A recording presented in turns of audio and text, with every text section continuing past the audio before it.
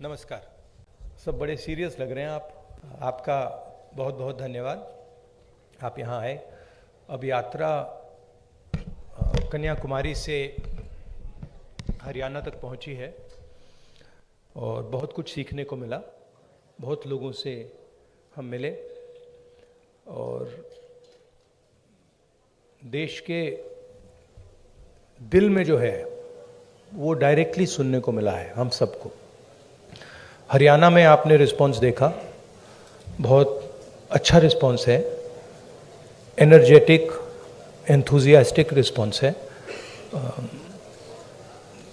शुरुआत की थी तो लोगों ने कहा कि देखिए केरला में जो रिस्पांस मिलेगा, जो केरला में रिस्पांस मिला वो कर्नाटक में नहीं मिलेगा, बीजेपी की स्टेट में नहीं मिलेगा। पता लगा कर्नाटक में केरला से भी बेहतर रिस्पांस। फिर कहा कि भाई साउथ में मिला है, अब जब हम महाराष्ट्र पहुंचेंगे तो रिस्पांस नहीं होगा, महाराष्ट्र में साउथ से भी अच्छा। और फिर जब हम हिंदी बेल्ट में जा रहे थे कहते हैं हिंदी बेल्ट में तो बिल्कुल नहीं होगा, महाराष्ट्र में रिस्पांस अच्छा, हिंदी बेल्ट में नहीं होगा। मध्य प्रदेश में देखा और भी इम्प्रूवमेंट। और फिर जब हम हरियाणा में आ रहे थे, नहीं बीजेपी की सरकार है, वो रिस्पांस नहीं मिलेगा, और भी इम्प्रूवमेंट। मतलब जहाँ जितना हम आगे बढ़ते जा रहे हैं रिस्पांस इम्प्रूव करता जा रहा है। तो मैं हरियाणा के युवाओं से, हरियाणा की जनता से, माताएं बहनों से दिल से धन्यवाद करना चाहता हूँ कि आपने इतना प्यार दिया, आपने इतनी शक्ति दी, इसके लिए हम बहुत बहुत आभारी हैं। यहाँ पे लोगों ने, किसानों ने हमें हरियाणा की सच्चाई बताई, सड़कों पे हम चले हैं वो भी हमने देखा। तो रियलिटी हमारे और आपके सामने है। अब आप जो भी सवाल पूछना चाहते हैं पूछ सकते हैं। आपने पानीपत में कहा, पानीपत में मंच से कहा गया था कि पानीपत तय करता है कि दिल्ली में सरकार किसकी होगी। मैंने कहा, पानीपत में मंच से कहा गया था। और करनाल में यह कहा गया कि यह यात्रा वोटों के लिए नहीं है। तो इसमें एक कहीं ना कहीं कंफ्यूजन है कि ये एक जन आंदोलन है या राजनीतिक यात्रा है, क्योंकि पॉलिटिशियन जिस भी थॉट के साथ कोई भी एक एक्टिविटी करता है, फुल टाइम पॉलिटिशियन, उसका थॉट तभी लागू होगा जब उसके पास सरकार होगी। तो एक चीज तो मैं ये जानना चाह रहा हूं कि इस यात्रा को हम जन आंदोलन और राजनीतिक यात्रा के बीच में कहां स्टैंड करा, देखें कहां पे है ये। और इसके साथ ही ये चीज है कि एक माइलस्टोन है ये यात्रा, आपकी लाइफ टाइम का है। तो 30 जनवरी के बाद इस माइलस्टोन का टेक अवे पार्टी और आपके पास क्या होगा? ये जो यात्रा है, जो हिंदुस्तान की आवाज को दबाया जा रहा है और जो हिंदुस्तान में डर फैलाया जा रहा है, हिंदुस्तान को जो बांटा जा रहा है, एक जात को दूसरी जात से, एक धर्म को दूसरे धर्म से जो लड़ाया जा रहा है, उसके खिलाफ ये यात्रा है। इस यात्रा का एक और लक्ष्य है, और वो मेरा पर्सनल लक्ष्य है, और जो हमारे साथ लोग चल रहे हैं वो उनका भी लक्ष्य है। वो है कि हम इस यात्रा को तपस्या जैसे देख रहे हैं। हम अपने देश से प्यार करते हैं, देश की जनता से प्यार करते हैं, किसानों से, गरीब लोगों से प्यार करते हैं, और उनके साथ हम चलना चाहते हैं। तो यात्रा का लक्ष्य पर्सनल है। यात्रा का लक्ष्य देश की जनता को देश की सच्ची आवाज सुनाने का है। अब देखिए, उससे राजनीतिक फायदा हो, नुकसान हो, उसके बारे में मैं नहीं कह सकता हूं, मगर यात्रा का लक्ष्य अवेयरनेस का है। और जो मेन 3 बातें हैं जो हम सब जगह कहते हैं, भारत जोड़ो, डर के खिलाफ खड़े हो, नफरत मत करो, ये एक मुद्दा है। दूसरा मुद्दा, जो हिंदुस्तान में इकोनॉमिक इनइक्वालिटी हो रही है, जो सारा का सारा धन मीडिया, दूसरे इंस्टीट्यूशंस, 2, 3, 4 लोगों के हाथ में है, इसके खिलाफ। और उसके जो नतीजे हैं भयंकर जो अनएम्प्लॉयमेंट हो रहा है, तेजी से जो महंगाई बढ़ रही है, उसके खिलाफ ये यात्रा है।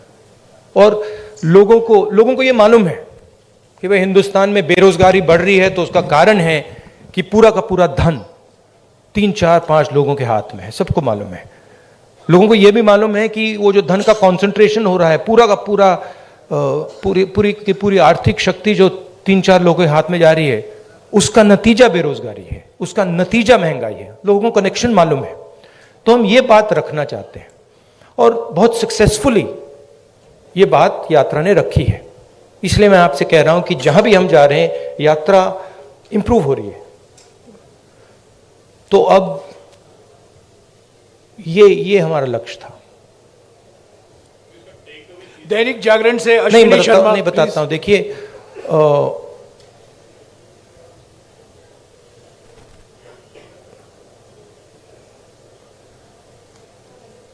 जब अर्जुन मछली की आंख में तीर मार रहा था तो उसने आपसे कहा, उसने कहा कि आंख में तीर मारने के बाद मैं क्या करूंगा? कहा था क्या? नहीं कहा था ना। उस कहानी का मतलब है, वो गीता में भी है, तुम काम करो, जो होना है होगा, ध्यान काम पे रखो। तो वही थिंकिंग है यात्रा की भी। आपका सवाल अच्छा है। यात्रा के बाद एक और काम होगा, उसके बाद शायद एक और काम होगा, फिर आपको जवाब मिल जाएगा। शुक्रिया राहुल जी। यात्रा शुरू होने से पहले के राहुल गांधी और करनाल तक पहुंचे, इसमें कितना अंतर आया है आपके अनुभव में और व्यक्तित्व में? भैया, ये तो आपका डिसीजन है। ये तो आप लोग जज, जूरी और एक्सिक्यूशनर हो। मेरा निर्णय तो नहीं है, मेरा डिसीजन तो नहीं है। तो ये तो आपको डिसाइड करना पड़ेगा राहुल गांधी क्या है, कौन है, क्या नहीं है, क्या बदलाव आया, क्या बदलाव नहीं आया। उसमें थोड़ी सी सच्चाई आप बोल सकें तो अच्छी बात होगी, और नहीं बोल सकें तो वो भी ठीक है। मैं ये जानना चाहता हूँ, वैसे हरियाणा की जनता भी जानना चाहती है कि आगामी विधानसभा चुनाव में सीएम का चेहरा कौन रहेंगे कांग्रेस की तरफ से, क्योंकि भाजपा का तो उन्होंने क्लियर कर रखा है लगभग। हाँ जी, देखिए, मैंने प्रेस कॉन्फ्रेंसेस में 3-4 बार कहा है कि हमारा लक्ष्य यात्रा का है और आप लोग डाइवर्ट करने की कोशिश करते हो। पता नहीं, आप यात्रा को दिखाते ही नहीं हो। आपको कहा गया है कि भाई यात्रा को दिखाओ मत। सोशल मीडिया में मतलब बवाल मचा हुआ है, तूफान आया हुआ है, मगर नेशनल मीडिया में कुछ नहीं दिखाया जाता। और फिर आप प्रेस कॉन्फ्रेंस में आते हो, कहते हो भैया चलो एक डिस्ट्रैक्शन मारते हैं, सीएम कौन होगा, पीएम कौन होगा। अगला सवाल आएगा, पीएम कौन होगा, देख लेना, आएगा, पक्का आएगा कि डिस्ट्रैक्ट करना है भैया, सीएम कौन होगा, पीएम कौन होगा। फिर उसके बाद आएगा सवाल ऑपोजिशन यूनिटी नहीं है, वो भी आएगा। तो आप करिए जो आपको करना है, मुझे भी करना है काम। Thank you. अब भैया पीएम वाला पूछिए, वो 3 है आपके, वो हर प्रेस कॉन्फ्रेंस में आते हैं, सीएम कौन, पीएम कौन। राहुल जी नमस्कार। कहाँ है? हाँ हाँ जी, सॉरी। शेर यात्रा चल रही है, बहुत चर्चाएं हो रही है, लेकिन कांग्रेस के संगठन की भी उतनी चर्चा हो रही है कि मतलब आगे चुनाव की तैयारियों को देख रहे हैं लोग यात्रा के जोड़ के, तो संगठन की भी इतनी ही चर्चा हो रही है कि संगठन नहीं मतलब बन पा रहा, संगठन नहीं बन पा रहा है। जी सर। तो ये कब तक पॉसिबल होगा? कार्यकर्ता भी इंतजार में रहते हैं सर, मेहनत करने वाले। देखिए, सबसे पहले ये कहना कि संगठन नहीं है, ये तो बिल्कुल गलत है। संगठन तो मतलब सड़कों पे आपको दिख रहा है, सब जगह दिख रहा है। खारगे जी प्रेसिडेंट हैं, मैं कांग्रेस पार्टी का प्रेसिडेंट नहीं हूं, तो ये सवाल आपको खारगे जी से पूछना पड़ेगा कि एग्जैक्टली हरियाणा का संगठन में इंप्रूवमेंट कैसे लाई जाएगी। नमस्कार। नमस्कार सर। सर, मैं आपसे ये सवाल पूछना चाहता हूं कि आप लगातार कह रहे हैं कि डर का माहौल है, नफरत फैल रही है, डर का माहौल है। आपकी सरकार छत्तीसगढ़ में है, वहां पर सोनी सोरी जो कि इंटरनेशनल ह्यूमन राइट एक्टिविस्ट मानी जाती हैं, उनके घर की बिजली काट दी गई है। वो अंधेरे में रह रही हैं। अभी कुछ दिन पहले वहाँ पर एक 19 साल के आदिवासी लड़के का छत्तीसगढ़ पुलिस एनकाउंटर करती है। तो डर का माहौल भी आपको दिख रहा है। और क्योंकि इस यात्रा से आप कह रहे हैं कि सिविल सोसाइटी, पत्रकार, वकील, जो भी सेक्शन डरा हुआ है, उसके आप दिल की, उसकी मन की उसको डर को आप कम करना चाहते हैं। तो सोनी सोरी जो कि इंटरनेशनल एक्टिविस्ट हैं, वो डर में वहाँ अंधेरे में बैठी हुई हैं। तो वहाँ आपकी सरकार है। बाकी अगर आपकी सरकार सेंटर में आ गई तो फिर वही जो छत्तीसगढ़ में रहा, क्या वही होगा? नहीं, सबसे पहली बात यह है, देखने की बात है कि ये जो आपने मेरे सामने सवाल रखा है, ये आप नरेंद्र मोदी जी के सामने रख सकते हैं क्या?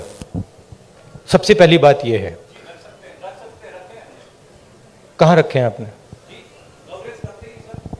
नहीं, कवरेज एक व्यक्ति के सामने सवाल रखना और कवरेज करना में बहुत फर्क होता है। प्रधानमंत्री जी ने ऐसे कितने प्रेस कॉन्फ्रेंस किए हैं जहां पे कोई भी पत्रकार उनसे ऐसा सवाल पूछे। सबसे पहली बात यह है, ठीक है। दूसरी बात यह है कि मैं कह रहा हूं कि देश की जनता को बांटकर उनमें नफरत फैलाई जा रही है। हिंदू मुस्लिम, अलग अलग जात के लोगों को लड़ाया जा रहा है। क्या कांग्रेस पार्टी ये करती है?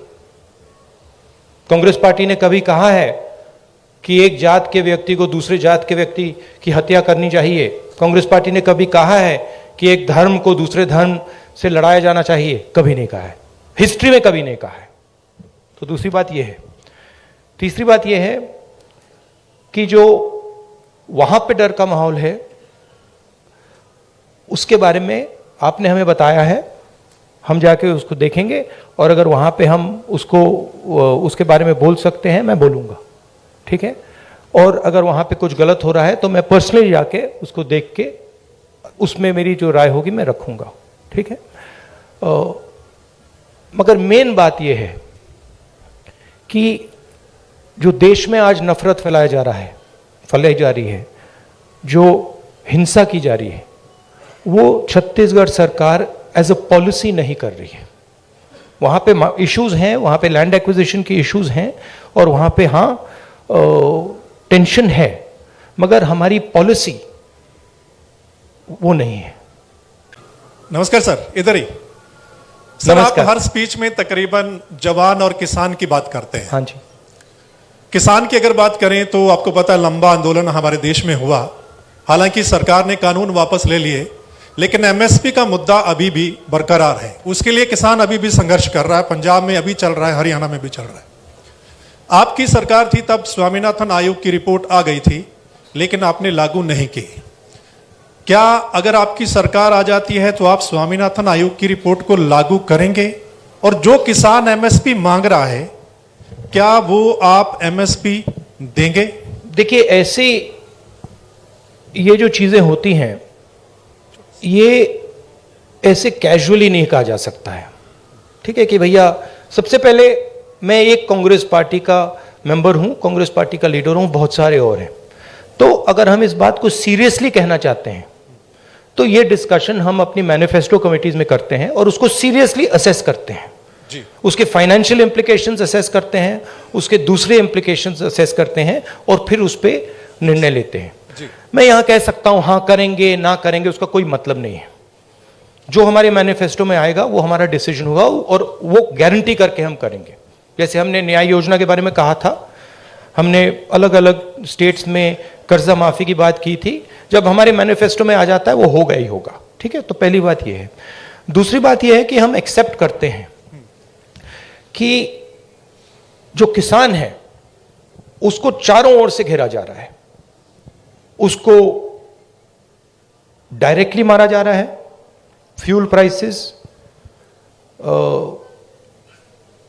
प्राइसेस से लेकर डायरेक्ट डीजल पेट्रोल के प्राइस से डायरेक्ट मारा जा रहा है, उसको इनडायरेक्टली मारा जा रहा है। बीमा का वो पैसा देता है, तूफान आता है, आंधी आती है, उसको पैसा नहीं मिलता। उसको डायरेक्टली खाद की प्राइसेस से मारा जा रहा है। तो हम एक बात एक्सेप्ट करते हैं कि जो हमारे देश की जो रीढ़ की हड्डी है, जो रीढ़ की हड्डी प्रोडक्शन करता है, जो हमें भोजन देता है, उस पर आक्रमण हो रहा है। वो जो 3 किसान की काले कानून थे, वो कानून नहीं थे, वो किसान को मारने के हथियार थे। जैसे डिमोनेटाइजेशन और गलत जीएसटी छोटे व्यापारियों को मारने के हथियार हैं, वो पॉलिसीज नहीं है। ठीक है, तो हम समझते हैं कि उनको प्रोटेक्शन की जरूरत है। और एक और बात, एक्सपोर्ट पॉलिसी भी उनको मारने का, उनसे चोरी करने का एक तरीका है। ठीक है, तो हम जानते हैं कि किसान पर आक्रमण हो रहा है, और मैं आपको एक बात की गारंटी दे दूंगा कि कोई भी कांग्रेस पार्टी की सरकार आएगी, वो आक्रमण बंद होगा, किसान की रक्षा होगी, उसकी प्रोटेक्शन होगी। और अगर हम अरबपतियों का लाखों करोड़ रुपए कर्जा माफ कर सकते हैं, तो हम किसानों की भी मदद कर सकते हैं। यह मैं आपको गारंटी करके दे सकता हूं। एमएसपी बहुत जरूरी मुद्दा है, उस पर हम चर्चा करेंगे, इंटरनल डिस्कशन करेंगे और उस पर हम निर्णय लेंगे। मगर मैं ऐसे प्रेस कॉन्फ्रेंस में इन चीजों के बारे में फ्लिपेंटली नहीं बोल सकता हूं। मैं सीरियस आदमी हूं, मैं अगर मेरे मुंह से कुछ निकलता है तो क्रेडिबली निकलना चाहिए, सच्चाई निकलना चाहिए। नहीं, सप्लीमेंट्री नहीं, नहीं, एक सेकंड, जवान की बात करता हूं। बेरोजगारी की बात बहुत ज्यादा, जिस स्टेट में आप बैठे हैं आंकड़ों के हिसाब से टॉप पर, सप्लीमेंट्री प्लीज, टॉप पर। नो सप्लीमेंट्री नहीं, जवान के बारे में मैं आपको बताता हूं। बस एक सेकंड सर, आप कहते हैं कि कोई इंजीनियरिंग में जा रहा है, कोई मेडिकल करता है, आईएएस करना चाहते हैं, लेकिन जॉब्स नहीं है, यानी कि उनको पता नहीं कितनी जॉब्स हैं। तो आपके पास क्या ऐसा रोड मैप है? हमारे देश में हर साल लाखों ग्रेजुएट निकलते हैं, पोस्ट ग्रेजुएट निकलते हैं, सरकारी और प्राइवेट नौकरी में ऐसा कौन सा रोड मैप होगा कि हम उनको सेट कर पाएं? देखिए, ये देश अपने युवाओं से झूठ बोल रहा है। ठीक है, झूठ क्या है? मैं अब 3000 किलोमीटर चला हूं, युवाओं से मैं पूछता हूं, बच्चों से पूछता हूं क्या करना चाहते हो, 5 जवाब मिलते हैं, engineer, doctor, lawyer, army, administration. ठीक है, और सारे के सारे, मतलब हजारों बच्चों ने मुझे ये 5 जवाब दिए हैं। रियलिटी ये है कि इनमें से 10% को, 15% को, ज्यादा से ज्यादा 10% भी मुश्किल है, 10% को इंजीनियर, डॉक्टर, लॉयर ये जॉब्स मिल जाएंगे, बाकी को नहीं मिलेंगे। तो इन सबके सपने टूटेंगे। मेरे पास एक बच्ची आई, कहती है मैं आईएएस में जाना चाहती हूं। मैंने कहा ठीक है बेटा, आईएएस में हर साल कितने लोग जाते हैं? मुझे कहती है 5 लाख लोग जाते हैं। मैंने उससे कहा नहीं बेटा, 5 लाख लोग नहीं जाते हैं, 150 लोग जाते हैं। रोने लग गई। तो ये देश अपने बच्चों से, अपने भविष्य से झूठ बोल रहा है, और ये इनका दिल तोड़ेगा। हर रोज इनका दिल टूटता है, इनके सपने टूटते हैं। क्यों टूटते हैं? क्योंकि जो लोग इस देश को रोजगार दे सकते हैं, उनकी हम मदद नहीं करते हैं, उनकी हम प्रोटेक्शन नहीं करते हैं, उनके स्ट्रक्चर के बारे में हम नहीं सोचते। रोजगार कहां से आएगा? रोजगार अगर आप सेकंड ग्रीन रेवोल्यूशन करोगे, एग्रीकल्चर को ट्रांसफॉर्म करोगे, फूड प्रोसेसिंग फैक्ट्रीज के जाल बिछाओगे, रोजगार वहां से आएगा। करोड़ों लोगों को रोजगार मिल सकता है, और रिस्पेक्टेबल रोजगार मिल सकता है। दूसरी बात, जो स्मॉल और मीडियम इंडस्ट्रीज को डिस्ट्रॉय किया गया है, और कोई शब्द ही नहीं है, डिस्ट्रॉय किया गया है। जीएसटी, डिमोनेटाइजेशन और कोविड के समय जो किया, वो दूसरे लोग हैं जो रोजगार दे सकते हैं, करोड़ों लोगों को रोजगार दे सकते हैं। मैं आपसे सवाल पूछना चाहता हूं, आप मुझे वो नाम बता दीजिए जो छोटी कंपनी चलाता हो, स्मॉल और मीडियम साइज इंडस्ट्री चलाता हो, जो आज लाखों करोड़ का मालिक हो गया है। नाम बता दो मुझे। आप ये होंडा गाड़ी चलाते हैं, इसका मालिक मैकेनिक था। ये टोयोटा गाड़ी चलाते हैं, इसका मालिक मैकेनिक था। आप मुझे मैकेनिक का नाम दे दो जो इस देश में बड़ा उद्योगपति बन गया है, बताओ। नहीं है। तो जो रोजगार दे सकते हैं, जो सपने पूरे कर सकते हैं, उनको उनकी हत्या हो रही है। तो रोड मैप क्या है? रोड मैप यह है कि जो स्मॉल और मीडियम इंडस्ट्री की बेस है हिंदुस्तान की, उसको प्रोटेक्ट करा जाए, उनको फाइनेंस दिया जाए, और ये जो छोटे छोटे बिजनेसेस हैं इनको टेक्नोलॉजी के साथ ट्रांसफॉर्म करके इनमें से 5-10% को बड़े बिजनेसेस बना जाए। ये दूसरा रोड मैप है। तीसरा रोड मैप है कि हमारा जो शिक्षा का सिस्टम है, ये सिर्फ 5 चीजें सिखाने की कोशिश कर रहा है, मतलब 5 रास्ते दिखा रहा है। इस देश में लाखों रास्ते हैं। जिस दिन ये देश स्किल्स की रिस्पेक्ट करना शुरू कर जाए, उस दिन ये देश सच्चा सुपर पावर बन जाएगा। उस दिन तक ये सब खोखला है। इस देश में स्किल्स जो होती हैं, चाहे वो बढ़ई की हो, चाहे वो मैकेनिक की हो, किसी की भी हो, चाहे वो किसान की हो, उसकी कोई इज्जत नहीं करता है, उसका मजाक उड़ाते हैं, देखो ये क्या कर रहा है। जिस दिन वो हो जाएगा, उस दिन ये देश चाइना का मुकाबला कर जाएगा, और यहां पे made in India, made in India, made in India सब जगह दिखना शुरू हो जाएगा। वो रोड मैप है। धन्यवाद। सर, पिछले काफी समय से हम लोग देख रहे हैं कि जो कांग्रेस पहले डिफेंस मोड में रहती थी, अब अटैकिंग मोड में है। हर जगह पे जवाब दिया जा रहा है। आपकी टीम ये अच्छा काम कर रही है, पर मैं हरियाणा के संदर्भ में आपसे एक सवाल करना चाहता हूं, और वो सेंटर से ही सवाल रहता है। अभी पीछे राज्यसभा का चुनाव था, अजय माकन जी ने चुनाव लड़ा था। उस समय में एक क्रॉस वोटिंग हुई थी, कांग्रेस के पास वोट पूरे थे, उसके बावजूद कांग्रेस अपना राज्यसभा का सदस्य नहीं भेज पाई थी। उस पे ना आज तक कोई जांच की बात आई है, और ना अभी तक उस पे कोई कार्रवाई जैसी बात है। सर, आपसे मैं ये जानना चाहता हूं, क्या इस प्रकार के मुद्दों पर भी, जिस प्रकार से देखिए सोशल मीडिया की बात करें, सोशल फेस बनाने की बात करें, कांग्रेस का जबरदस्त फेस होता जा रहा है, क्या ऐसे मुद्दों पर भी पार्टी में चर्चा होती है? Distraction attempt number 2। देखिए, ये ऑर्गेनाइजेशनल मामला है। यहां पे पीसीसी प्रेसिडेंट बैठे हैं, खारगे जी प्रेसिडेंट हैं, ये आप उनसे पूछिए, इनसे पूछिए। मेरा लक्ष्य क्लियर है, जो देश की आवाज है उसको सामने लाने का। अच्छा अटेम्प्ट था, मैं कहूं कि उससे अच्छा था, ज्यादा सोफिस्टिकेटेड था, मगर मैं डिस्ट्रैक्ट नहीं होऊंगा। Thank you. शुक्रिया राहुल जी। एक और बात जो आपने कहा, नहीं, एक बात आपने कही जिसका मैं जवाब देना चाहता हूं। आप बैठ सकते हैं। ये कांग्रेस का प्रेस कॉन्फ्रेंस है, बीजेपी का नहीं है, आरएसएस का नहीं है। राहुल जी, समय की पाबंदी भी है। नहीं, मगर मैंने पहले कहा किसी प्रेस कॉन्फ्रेंस में, और आपने मुझे पूछा कि राहुल गांधी में कोई बदलाव आया। एक बात मुझे बहुत गहराई से समझ आ गई है कि ये जो लड़ाई है, ये एक्चुअली राजनीतिक लड़ाई नहीं है। सुपरफिशियली ये राजनीतिक लड़ाई है। जब हम बीएसपी से लड़ते हैं या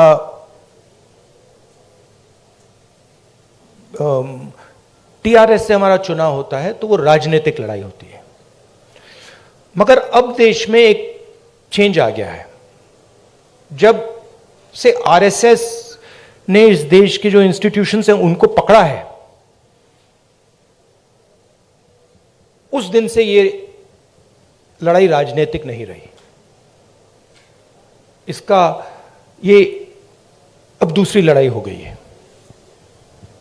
उसको आप विचारधारा की लड़ाई कह दीजिए, उसको आप धर्म की लड़ाई कह दीजिए, उसको आप कोई भी फ्रेमवर्क दे सकते हैं, मगर वो राजनीतिक लड़ाई नहीं है।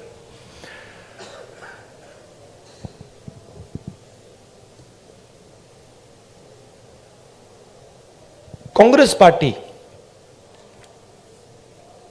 की अगर आप हिस्ट्री देखें, जो आपने कहा कार्यकर्ता में जोश आ गया है, यह तपस्या का संगठन है। इसको अगर आप तपस्या में लगाते हैं तो इसकी एनर्जी बढ़ती है। बीजेपी पूजा का संगठन है, उसको अगर आप पूजा में लगाएंगे उसमें स्ट्रेंथ आती है। अब बीजेपी, अब पूजा दो तरीके की होती है, धर्म की बात कर रहा हूं। पूजा नॉर्मली होती है कि भाई मैं भगवान के पास जाता हूं और मैं उनसे कुछ मांगता हूं, मगर इनिशिएटिव जो पूजा करता है उसका होता है, ठीक है। आरएसएस की पूजा अलग है। आरएसएस चाहता है कि फोर्सिबली उनकी पूजा हो। मोदी जी चाहते हैं, इसलिए वो आपसे नहीं मिलते हैं, कि फोर्सिबली उनकी पूजा हो और देश में सब लोग उनकी पूजा करें। उसका रिस्पॉन्स एक ही हो सकता है, उसका रिस्पॉन्स तपस्या ही हो सकता है और कोई रिस्पॉन्स नहीं हो सकता है। और इसीलिए ये जो यात्रा है ये बहुत सक्सेसफुल है, क्योंकि इसमें सिर्फ कांग्रेस पार्टी तपस्या नहीं कर रही है, सिर्फ एक व्यक्ति तपस्या नहीं कर रहा है, इसमें लाखों लोग तपस्या कर रहे हैं। और इस यात्रा का मैसेज यही है कि जो मैंने अभी आपको बोला, जो आपने रोड मैप की बात पूछी, कि इस देश में तपस्या की रिस्पेक्ट होनी चाहिए, स्किल्स की रिस्पेक्ट होनी चाहिए, काम की रिस्पेक्ट होनी चाहिए।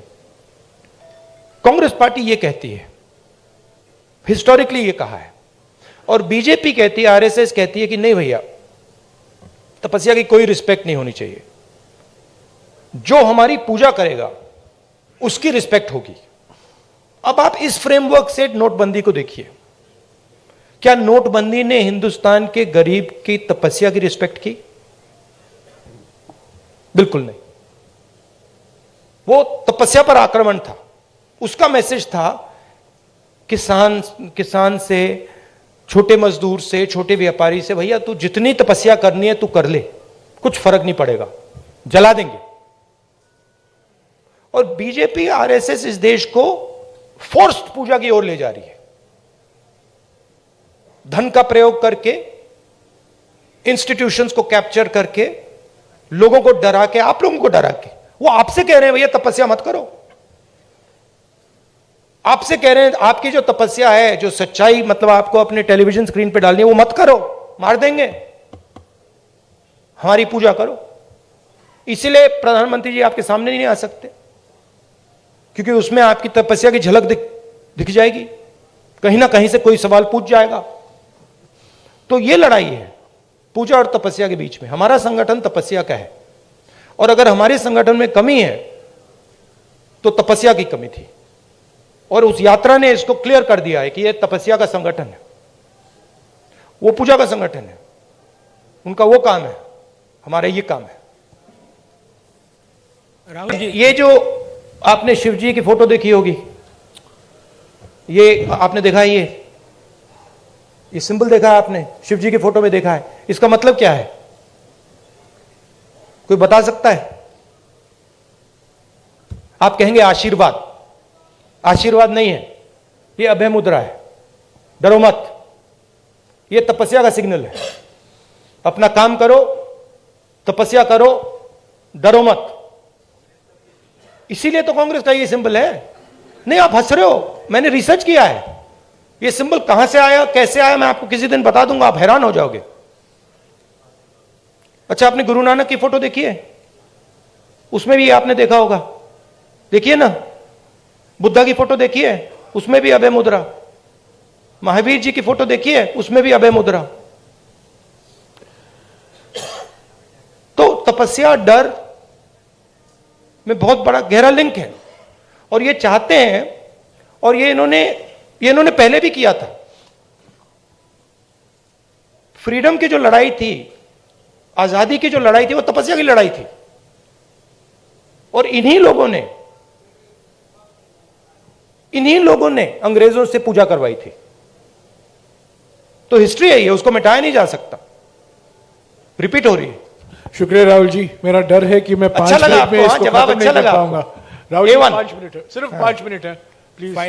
फाइनली राहुल जी, हमने देखा है जब ये यात्रा चल रही है, आपकी टी शर्ट बहुत चर्चाओं में है, और खास तौर से मुझे आप लोगों ने डांट भी पड़वा दी, और ये डांट पड़वा दी आपने मुझे। टी शर्ट कर करके मामा ने डांट मार दी मुझे कि तुम कैसे घूम रहे हो। राहुल जी, बताओ। सवाल मेरा ये है कि हाँ। ये यात्रा जो है राहुल गांधी की इमेज बदलने में कितनी कामयाब रही है। चर्चा ये भी है राहुल गांधी की इमेज बदली है, आप इसे एक बड़ी उपलब्धि व्यक्तिगत तौर पर देखते हैं? और दूसरा सवाल इसी से जुड़ा नहीं हुआ- नहीं, एक ही सवाल प्लीज प्रदीप, एक ही सवाल प्लीज, हरियाणा का जिक्र प्लीज मुझे रोकना पड़ेगा आपको, प्लीज एक ही सवाल। राहुल गांधी आपके दिमाग में है, मैंने मार दिया उसको, वो है ही नहीं, मेरे माइंड में है ही नहीं, गया वो गया। जिस व्यक्ति को आप देख रहे हो वो राहुल गांधी नहीं है, वो आपको दिख रहा है। बात नहीं समझे आप? हिंदू धर्म को पढ़ो थोड़ा, शिव जी को पढ़ो, समझ आ जाएगी बात। ऐसे मत हैरान मत हो, हैरान मत हो। राहुल गांधी आपके दिमाग में है, मेरे दिमाग में है ही नहीं। राहुल गांधी बीजेपी के दिमाग में है, मेरे दिमाग में है ही नहीं। इतना मतलब हैरान क्यों लग रहे हो आप? शुक्रिया प्रदीप। इमेज का मुझे कुछ लेना देना नहीं है, इमेज में कुछ इंटरेस्ट नहीं है। जो इमेज आप रखना चाहते हो रख दो, अच्छी रखनी है रख दो, खराब रखनी है रख दो, वो आपका है, मेरा नहीं है, कोई फर्क नहीं पड़ता मुझे अपना काम करना है। हैरान क्यों लग रहे हो आप? राहुल जी 2-3 सवाल बाकी हैं, प्लीज इनको ले लीजिएगा। सर, मध्य प्रदेश को लेकर आपने कहा था कि जो सरकार है वहां पर बनती हुई नजर आएगी। हरियाणा में आप इतने दिन से घूम रहे हैं, हरियाणा को लेकर असेसमेंट किस तरीके का है आपका सर? प्लस सर, जोशीमठ में जिस तरीके के हालात है सर, उसको लेकर क्या कहेंगे? देखिए, हरियाणा का मैं आपको बता देता हूं, और सिर्फ हरियाणा का नहीं, नॉर्दर्न बेल्ट में एक्चुअली काफी हैरान हुआ कि आप लोगों ने कहा था कि नॉर्दर्न बेल्ट में रिस्पॉन्स अच्छा नहीं आएगा। नॉर्दर्न बेल्ट में सदर्न बेल्ट से अच्छा रिस्पॉन्स आ रहा है। यूपी में आपने देखा, पता नहीं देखा या नहीं, यूपी में, मध्य प्रदेश में, राजस्थान में और हरियाणा में ट्रेमेंडस रिस्पॉन्स है, बहुत अच्छा रिस्पॉन्स है। तो यहां पॉजिटिव ही होगा, कांग्रेस पार्टी की सरकार आएगी विदाउट डाउट। मगर मेरे लिए वो ज्यादा इंपॉर्टेंट नहीं है, फ्रैंकली मैं आपको बताऊं, चाहे वो मध्य प्रदेश की बात हो या हरियाणा की बात हो। मुझे इंटरेस्ट इस बात में है कि कांग्रेस पार्टी की कैसी सरकार आएगी,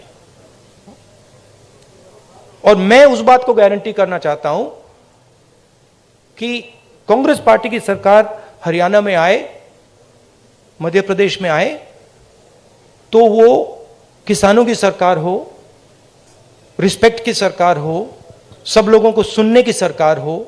मुझे उसमें इंटरेस्ट है, क्योंकि आप सवाल को गलत जगह रोक देते हो। सरकार किसकी आएगी? नहीं, सरकार आने के बाद वो सरकार 5 साल क्या करेगी, उसमें इंटरेस्ट है मुझे। नमस्कार सर, आपने कहा कि अब लड़ाई तपस्या की है, राजनीतिक नहीं, तो क्या अब आप तपस्वी हो गए हैं? नहीं, मैं तपस्वी था, आप भी तपस्वी हैं। ये देश तपस्वियों का देश है। जैसे लोगों ने कहा कि देखो राहुल गांधी कितने किलोमीटर चल गया, लोग ये क्यों नहीं कहते कि देखो किसान कितने किलोमीटर चलता है? हिंदुस्तान का कोई भी किसान नहीं है जो मुझसे ज्यादा नहीं चला है, एक नहीं है। हिंदुस्तान का ऐसा आप एक मजदूर नहीं मिलेगा आपको जो मुझसे कम चला है। हम ये क्यों नहीं कहते देखो देखो मजदूर कितने किलोमीटर चला है? क्योंकि हम तपस्या की रिस्पेक्ट नहीं करते हैं, मैं करता हूं। तो ये चेंज लाना है, और ये देश तपस्वियों का है, ये देश पुजारियों का नहीं है। रियलिटी इस देश की ये है। और अगर जैसे मैंने कहा इस देश को सुपर पावर बनना है, जो आप कहते रहते हो, तो तपस्वी की रिस्पेक्ट करनी पड़ेगी, उत्पादक की रिस्पेक्ट करनी पड़ेगी, उससे गले मिलना पड़ेगा, बैंक के दरवाजे उसके लिए खोलने पड़ेंगे, उसकी प्रोटेक्शन करनी पड़ेगी। शुक्रिया राहुल जी, शुक्रिया। नहीं madam, please sit down, please sit down, please sit down. शुक्रिया राहुल जी, प्लीज। नहीं, अभी वक्त खत्म हो चुका है, please sit down. Rahul ji please don't answer, please. I won't. Thank you very much. अभी एक फोटो लिया जाएगा आपके साथ। राहुल जी बैठ जाइए, राहुल जी यहाँ फोटो लेंगे आपसे। आप एनडीटीवी के हो, आप एनडीटीवी के हो।